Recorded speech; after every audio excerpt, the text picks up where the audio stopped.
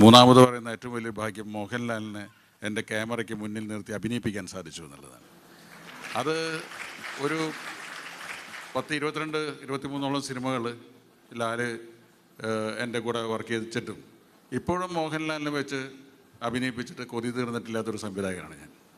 കാരണം ലാലിൻ്റെ കൂട്ടുകാരനാണ്, എൻ്റെ സഹപ്രവർത്തകനാണ്. അതോടൊപ്പം തന്നെ ഞാൻ മോഹൻലാൽ എന്ന നടൻ്റെ ഒരു ആരാധകനാണ്. ഒരു കംപ്ലീറ്റ് ആക്ടർ എന്ന് പറയുന്ന വ്യക്തിയാണ് മോഹൻലാൽ. ഒരു എന്താണ്, അടി മുതൽ മുടി വരെ ആക്ട് ചെയ്യുന്ന ഒരാളാണ്. അത് അദ്ദേഹത്തിൻ്റെ ഓരോ ചലനങ്ങളിലും നമുക്ക് കാണാൻ സാധിക്കും.